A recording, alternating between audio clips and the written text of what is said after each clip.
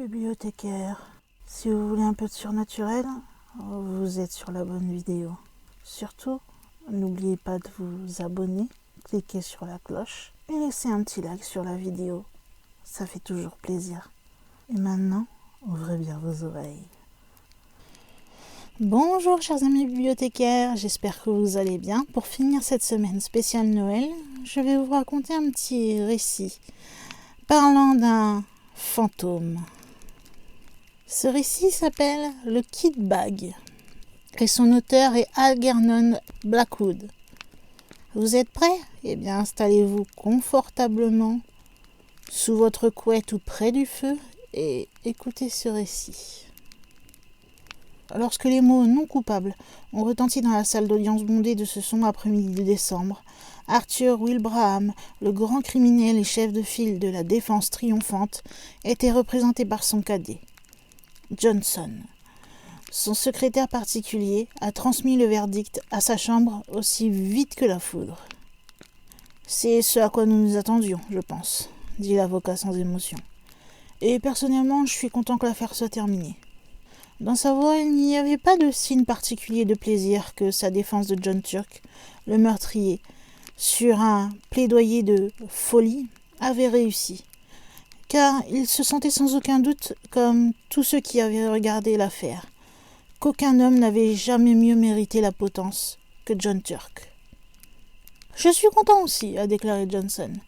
Il avait siégé au tribunal pendant 10 jours à regarder le visage de l'homme, qui avait décrit avec un détail et étant complètement insensible un des meurtres les plus brutaux qu'il avait commis, et cela de sang-froid ces dernières années.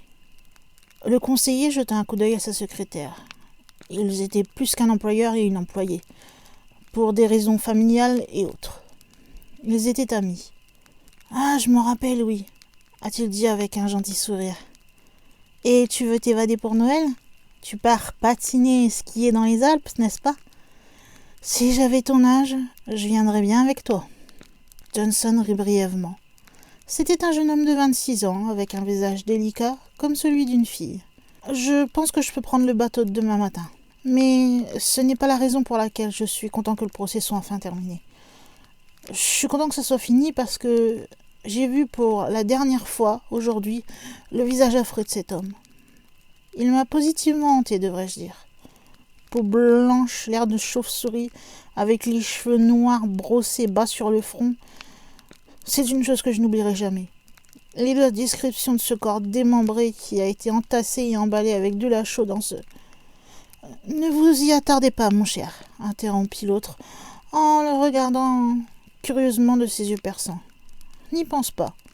De telles images ont le don de revenir quand on a le moins besoin. » Il fit une pause un moment. « Maintenant partez, » ajouta-t-il bientôt, « et profitez de vos vacances. Je veux que tu aies toute ton énergie pour ton travail parlementaire à ton retour. Et ne te casse pas le cou en skiant. » Johnson lui serra alors la main et prit congé. À la porte, il se retourna brusquement. « Je savais qu'il y avait quelque chose que je voulais te demander, dit-il. Est-ce que ça vous dérangerait de me prêter un nouveau sac de voyage ? Il est trop tard pour en avoir un ce soir et je pars demain matin avant l'ouverture des magasins. » « Bien sûr, j'enverrai Henry avec ça dans les appartements. Tu pourras l'avoir dès que je rentrerai à la maison. »« Je promets d'en prendre grand soin, » dit Johnson avec reconnaissance, ravi de penser que dans 30 heures, il approcherait du brillant soleil des Hautes-Alpes en hiver. Penser à ce tribunal criminel était comme un mauvais rêve dans son esprit. Il alla dîner dans son club et il se rendit à Bloomsbury, où il occupa l'un des derniers étages d'une de ces vieilles maisons décharnées, où les pièces sont assez grandes et hautes. Non, l'étage du dessous était vacant et non meublé. Et encore au-dessous de celui-ci se trouvaient d'autres locataires qu'il ne connaissait pas. C'était assez triste et il attendait avec impatience un changement. La nuit était encore plus maussade, c'était misérable, et peu de monde se trouvait dehors. Une pluie froide et enneigée descendait des rues, et le vent d'est était le plus violent qu'il n'ait jamais ressenti. Celui-ci hurlait lugubrement parmi les grandes maisons sombres des grandes places, et quand il atteignit son appartement, il l'entendit siffler et crier sur les toits noirs au-delà de ses fenêtres. Dans le hall, il rencontra sa logeuse. Elle protégeait une bougie des courants d'air avec sa main fine. Ceci est venu par un homme de chez monsieur Wilbraham, monsieur. Elle montra ce qui était manifestement le sac, et Johnson la remercia et l'emporta à l'étage avec lui. Je pars demain matin à l'étranger pour 10 jours, madame Monks. Je vais laisser une adresse pour les lettres. Et j'espère que vous passerez un joyeux Noël, monsieur, dit-elle d'une voix sifflante qui suggérait les esprits. Et un temps meilleur que celui-ci. Je l'espère aussi, répondit son locataire. Il frissonnait un peu alors que le vent soufflait dans la rue à l'extérieur. Lorsqu'il monta à l'étage, il entendit le grésil contre les vitres. Il mit sa bouilloire en marche pour faire une tasse de café chaud. Puis il se mit à ranger quelques affaires dans son sac pour préparer son absence. Et maintenant, je dois faire mes valises, avec ce que j'ai comme valise, se dit-il en riant, et il se mit au travail. Il aimait faire ses bagages, car cela rendait les montagnes enneigées qu'il imaginait si vives dans son esprit, et cela lui fit oublier les scènes désagréables des 10 derniers jours. De plus, il n'était pas vraiment de nature élaborée. Son ami lui avait fait parvenir un sac en toile robuste, avec des trous pour la barre de laiton et un cadenas. C'était un peu informe, c'est vrai, mais pas grand-chose à voir avec une valise. Cependant, sa capacité était illimitée, et il n'était pas nécessaire de plier tout soigneusement. Il y glissa son imperméable, sa casquette et ses gants de fourrure, ses patins et ses bottes d'escalade, ses chandails, ses bottes de neige et ses oreillettes, et sur le dessus, il a empilé ses chemises en laine, ses sous-vêtements, ses chaussettes épaisses, ses molletons et ses culottes. Le tailleur vient ensuite, au cas où les gens de l'hôtel s'habilleraient pour un dîner spécial. Puis, pensant à la meilleure façon de protéger ses chemises blanches, il s'arrêta un instant pour réfléchir. « C'est le pire des sacs », songe-t-il vaguement. Il est debout au centre du salon et il était venu chercher de la ficelle. Il fut alors plus de 10 heures. Une rafale de vent furieuse fit secouer les vitres. Et il pensa avec pitié aux pauvres londoniens qui passeraient Noël avec un tel climat, alors que lui écumerait les pentes enneigées sous un soleil radieux, et qu'il danserait le soir avec des filles aux joues rosies. Ah, cela lui rappela qu'il doit mettre ses chaussures et ses chaussettes du soir. Il passa alors de son salon à l'armoire du palier où il gardait son linge. Et, pendant qu'il le faisait, il entendit quelqu'un monter doucement les escaliers. Il s'arrêta un instant sur le palier pour écouter. Il se dit que c'était le pas de madame Monks. Elle doit venir avec le dernier message. Mais alors les pas cessèrent soudain, et il n'entendit plus rien. Ils étaient au moins 2 étages plus bas, et il en vint à la conclusion que c'étaient des pas trop lourds pour être ceux de la bibliophile logeuse.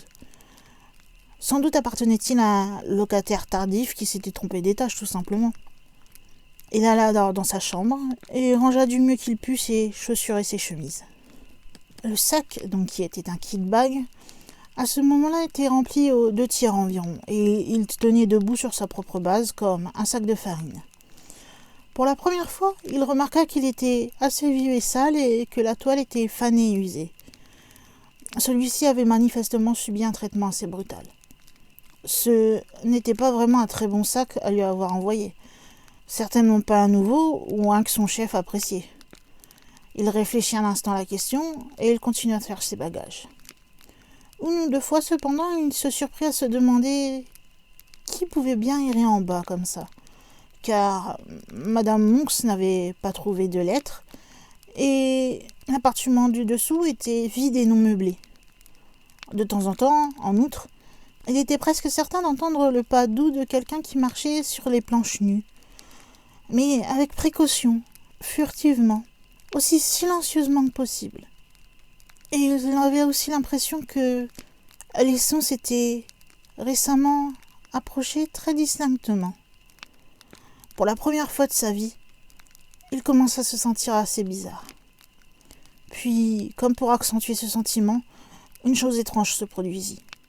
Alors qu'il quittait la chambre, ayant à peine emballé ses chemises blanches récalcitrantes, il remarqua alors que le haut du sac se rabattait sur lui avec une extraordinaire ressemblance avec le visage d'un être humain. le tout tombé dans un pli comme un nez et un front, et les anneaux de laiton pour le cadenas remplissaient juste la position des yeux. Une ombre? Ou était-ce une tache due à un voyage? Il ne pouvait pas le dire exactement. Cela ressemblait à des cheveux. Cela lui donnait plutôt la frousse, car c'était si absurdement, si outrageusement, comme le visage de John Turk le meurtrier. Il éclata alors de rire et entra dans la pièce de devant, où la lumière était plus forte. Cette horrible affaire me vient à l'esprit. Je serais heureux d'avoir un changement de décor et d'air. Dans le salon, cependant, il n'était pas content d'entendre à nouveau ce pas furtif dans l'escalier, et de se rendre compte qu'il était bien plus proche qu'auparavant, ainsi qu'indubitablement réel. Et cette fois, il se leva et sortit pour voir qui pouvait bien se faufiler à cette heure dans l'escalier supérieur. Mais le bruit cessa soudainement. Il n'y avait vraiment personne de visible dans les escaliers. Il alla vérifier à l'étage inférieur, non sans appréhension, et alluma la lumière électrique pour s'assurer que personne ne se cachait dans les pièces vides de la suite inoccupée. Il n'y avait pas un meuble, donc rien pour se cacher. Puis il appela Madame Monks, mais il n'y eut pas de réponse, et sa voix résonna dans la voûte sombre de la maison. Et elle se perdit dans le rugissement de la tempête qui hurlait à l'extérieur. Tout le monde était au lit et endormi. Tout le monde, sauf lui-même et le fameux propriétaire de ces bruits de pas. Mon imagination absurde, je suppose. Cela devait être le vent, après tout, bien que cela semble tellement vrai et proche. Il retourna ses bagages. Il était presque minuit. Il but son café et s'alluma une autre pipe, la dernière, avant d'éteindre. Il est assez difficile de dire exactement à quel moment la peur commence, quand les causes de cette peur ne sont pas clairement visibles. Les impressions se rassemblent à la surface de l'esprit, film par film, comme de la glace se rassemble à la surface de l'eau calme, mais souvent si légèrement qu'elle ne réclame aucune reconnaissance définie de la conscience. Puis un point est atteint où les impressions accumulées deviennent une émotion définie, et l'esprit se rend compte que quelque chose s'est produit. Avec un sursaut, Johnson a soudainement reconnu qu'il se sentait nerveux, étrangement nerveux. Aussi que depuis quelque temps les causes de ce sentiment s'accumulaient lentement dans son esprit, mais qu'il venait seulement d'arriver au point où il était forcé de le reconnaître. C'était une sorte de malaise singulier et curieux qui l'avait envahi, et il ne savait pas vraiment quoi faire. Il avait l'impression de faire quelque chose qui était fortement contesté par une autre personne. Une autre personne d'ailleurs qui avait le droit de s'y opposer. C'était un sentiment des plus dérangeants et des plus désagréables, un peu comme les incitations persistantes de la conscience. Presque en fait comme s'il faisait quelque chose qu'il savait être mal. Pourtant, bien qu'il cherchât vigoureusement et honnêtement dans son esprit, il n'eut pu nulle part mettre le doigt sur le secret de ce malaise grandissant. Et cela le rendit assez perplexe. De plus, cela l'affligeait et l'effrayait en même temps. Les nerfs, je suppose, se dit-il à haute voix. L'air des montagnes guérira tout ça. Ah, et ça me rappelle, mes lunettes de neige. Il se tenait près de la porte de la chambre pendant ce bref soliloque. Et comme il passait rapidement vers le salon pour aller chercher ses lunettes dans le placard, il vit du coin de l'œil la silhouette indistincte de quelqu'un debout dans l'escalier, à quelques mètres du haut de celui-ci. C'était quelqu'un en position courbée, avec une main sur la rampe et le visage scrutant vers le palier. Et au même instant, il entendit un pas traînant. La personne qui avait rampé en dessous pendant tout ce temps était enfin arrivée à son propre étage. Qui dans le monde cela pouvait-il être? Et que voulait-il au nom du ciel? Johnson reprit brusquement son souffle et resta immobile. Puis, après quelques secondes d'hésitation, il retrouva son courage et se tourna pour enquêter les escaliers. Il a vu à son grand étonnement que ceux-ci étaient vides, il n'y avait personne. Il sentit alors une série de frissons le parcourir, et quelque chose dans les muscles de ses jambes s'aida un peu et s'affaiblit. Pendant l'espace de plusieurs minutes, il scruta régulièrement les ombres qui se rassemblaient au sommet de l'escalier, où il avait vu cette fameuse silhouette. Puis il marcha rapidement, courut presque en fait, dans la lumière de la pièce de devant, Mais à peine avait-il franchi la porte qu'il entendit quelqu'un monter l'escalier derrière lui d'un bond rapide et entrer rapidement dans sa chambre. C'était un pas lourd, mais en même temps furtif. Le pas de quelqu'un qui ne voulait pas être vu. Et à ce moment précis, la nervosité qu'il avait éprouvée jusqu'alors avait franchi la ligne de démarcation, et elle entrait dans l'état de peur, presque de peur aiguë et irraisonnée. Avant que cela ne se transforme en terreur, il y avait une autre frontière à franchir. Et au-delà se trouvait à nouveau la région de la pure horreur. La position de Johnson était vraiment peu enviable. Par Jupiter! C'était vraiment quelqu'un dans l'escalier alors. Il tremblait de partout. Et qui que ce soit, il est maintenant entré dans ma chambre. Son visage délicat est alors devenu pâle, blanc, et pendant quelques minutes, il sut à peine quoi penser ou faire. Puis, il réalisa intuitivement que cela ne faisait que primer sa peur. Et il traversa ardument le palier et alla droit dans l'autre pièce où, quelques secondes auparavant, l'homme avait disparu des marches. « Qui est là ? C'est vous, Madame Monks ?» cria-t-il à voix haute en s'éloignant, et on entendit la première moitié de ses mots résonner dans les escaliers vides, tandis que la seconde moitié tomba morte contre les rideaux d'une pièce qui ne contenait apparemment aucune autre figure humaine que la sienne. « Qui est là ?» appela-t-il à nouveau, d'une voix inutilement forte et qui ne faisait que tenir bon. « Que voulez-vous ici ?» Les rideaux se balançaient très légèrement et lorsqu'il le vit, son cœur eut l'impression qu'il manquait presque un battement. Pourtant, il s'élança et les écarta avec précipitation. Une fenêtre, ruisselante de pluie, était tout ce qu'il rencontrait. Il continua sa recherche, mais en vain. Les armoires ne contenaient que des rangées de vêtements suspendus, immobiles. Et sous le lit, il n'y avait aucun signe que quelqu'un se cachait. Il recula au milieu de la pièce, et ce faisant, quelque chose le fit presque trébucher. Se retournant avec un ressort soudain d'alarme, il a vu le kit-bag. Impossible, ce n'est pas là que je l'ai laissé. Quelques instants auparavant, il était sûr que celui-ci se trouvait entre le lit et la baignoire. Il ne se souvenait pas l'avoir déplacé. C'était très curieux. Quel était le problème ? Est-ce que tous ses sens étaient devenus soudainement bizarres ? Une terrible rafale de vent a buté contre les fenêtres. Elle a alors projeté la neige fondue contre la vitre avec la force d'un petit coup de feu, puis s'est enfuie en hurlant lamentablement sur les déchets des toits de Bloomsbury.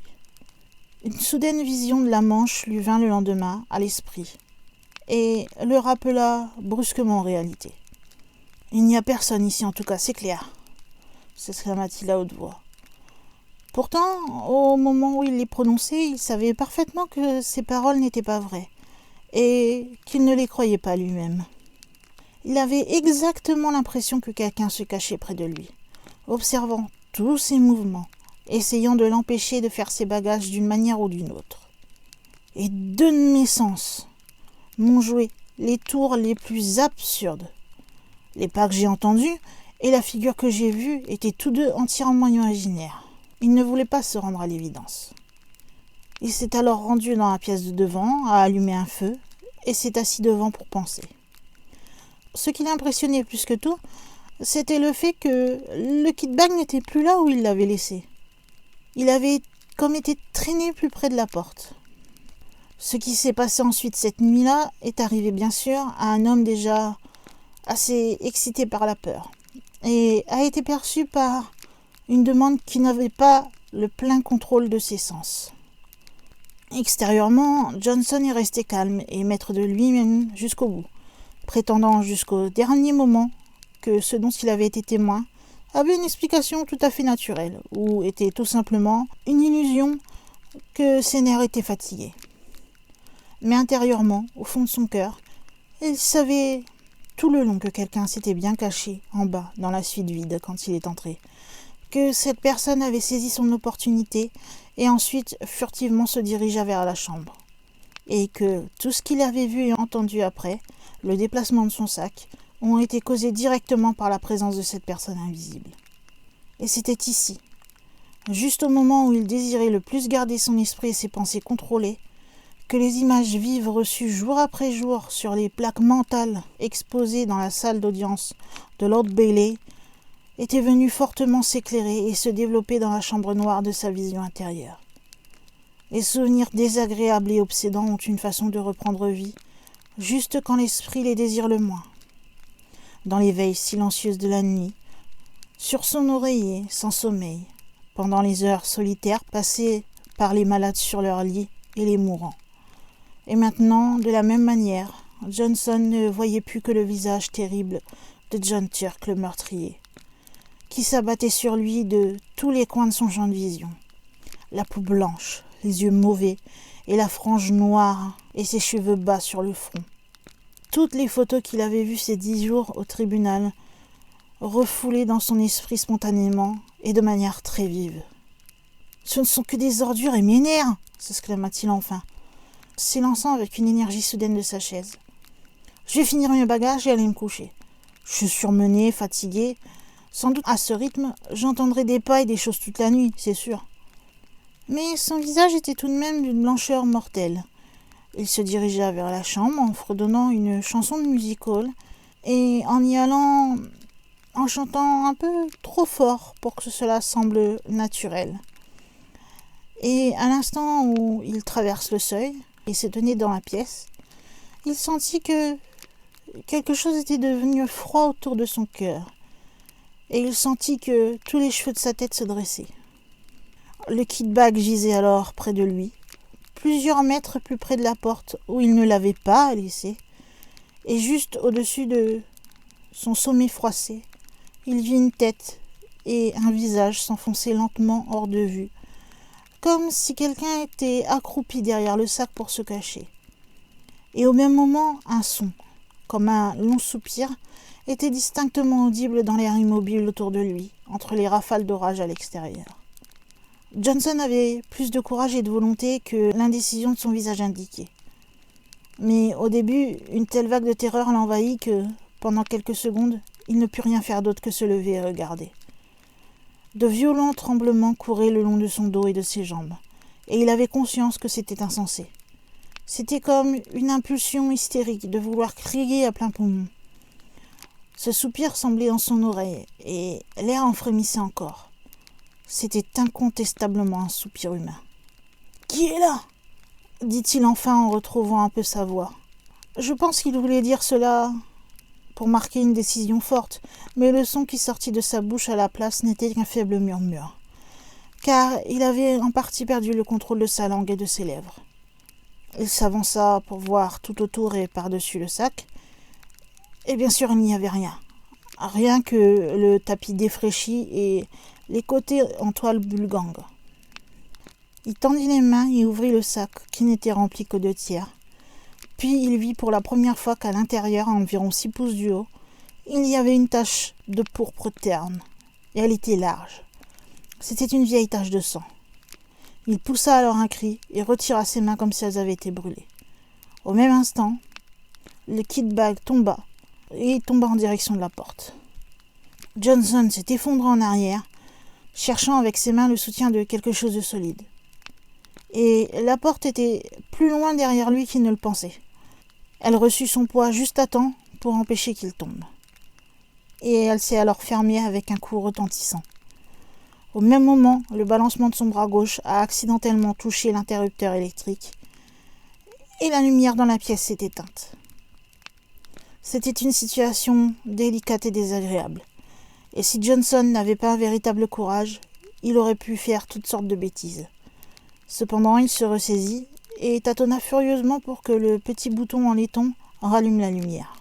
Mais la fermeture rapide de la porte avait fait basculer les manteaux qui y étaient suspendus, et ses doigts se sont emmêlés dans une confusion de manches et de poches, alors que c'était quelques instants avant qu'il ne trouve l'interrupteur. Et de ces quelques moments de perplexité et de terreur, 2 choses se sont produites qui lui ont envoyé au-delà du rappel de la frontière, dans la région de la véritable horreur. Il a distinctement entendu le kit-bag être traîné lourdement sur le sol par saccades. Et, une fois de plus, près de son visage, il ressentit le soupir d'un humain. Dans ses efforts angoissés pour trouver le bouton en laiton sur le mur, il faillit se casser les ongles. Mais même alors, dans les frénétiques moments d'alarme, si rapides et alertes sont les impressions animées par une vive émotion. Il eut le temps de se rendre compte qu'il redoutait le retour de la lumière, et qu'il vaudrait peut-être mieux qu'il reste caché dans l'écran miséricordieux des ténèbres. Ce n'était que l'impulsion d'un instant, cependant, et avant d'avoir eu le temps d'agir, il avait cédé automatiquement au désir initial, et la pièce fut à nouveau inondée de lumière. Mais le deuxième instinct avait eu raison.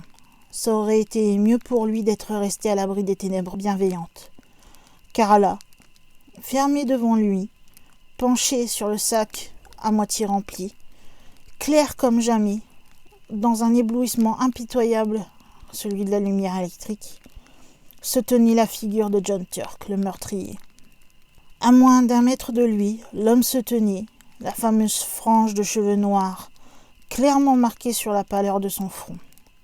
Une présentation horrible du fameux scélérat, aussi vif qu'il l'avait vu jour après jour dans l'Old Bailey, quand il se tenait là, cynique et insensible, à l'ombre même de la potence. En un éclair, Johnson a réalisé tout ce que cela signifiait. Ce salé, sac très usé, la tache pourpre sur le haut, le terrible état des côtés bombés. Il se rappela alors comment le corps de la victime avait été fourré dans un sac de toile pour l'enterrement. C'était horrible. Il avait été démembré en fragments et on les avait rentrés de force dans le sac avec de la chaux. Et le sac lui-même avait été montré comme preuve. Tout lui est alors revenu aussi clair que le jour. Très doucement et furtivement, sa main chercha derrière lui la poignée de la porte. Mais avant qu'il ne puisse la tourner, la chose même qu'il a le plus redoutée se produisit. Et John Turk leva sa face de diable et le regarda. Au même moment, ce lourd soupir traversa l'air de la pièce, formulé en quelque sorte avec des mots. « C'est mon sac, et je le veux. » Johnson vient de se souvenir d'avoir ouvert la porte, puis d'être tombé sur le sol du palier alors qu'il essayait frénétiquement de se frayer un chemin dans la pièce de devant. Il resta inconscient longtemps, et il faisait encore nuit quand il ouvra les yeux et réalisa qu'il gisait raide et meurtri sur les planches froides. Puis le souvenir de ce qu'il avait vu se précipita dans son esprit, et il s'est rapidement évanoui à nouveau. Lorsqu'il se réveilla pour la 2e fois, l'aube hivernale commençait à peine à poindre par les fenêtres, peignant les escaliers d'un gris morne et lugubre. Il a alors réussi à ramper vers la chambre, et il se couvrit d'un pardessus en s'asseyant dans son fauteuil, où enfin il put s'endormir. C'est une grande clameur qui le réveilla. Il reconnut la voix de Madame Monks, forte et volubile. « Quoi ? Vous n'êtes pas couché, monsieur ? Êtes-vous malade ou quelque chose est-il arrivé ? Ah, et il y a un monsieur venu en urgence vous voir.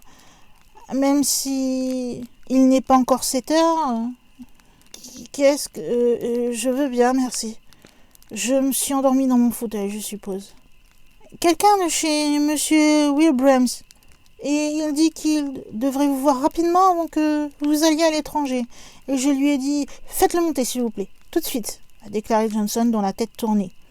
Et son esprit était encore plein de visions épouvantables.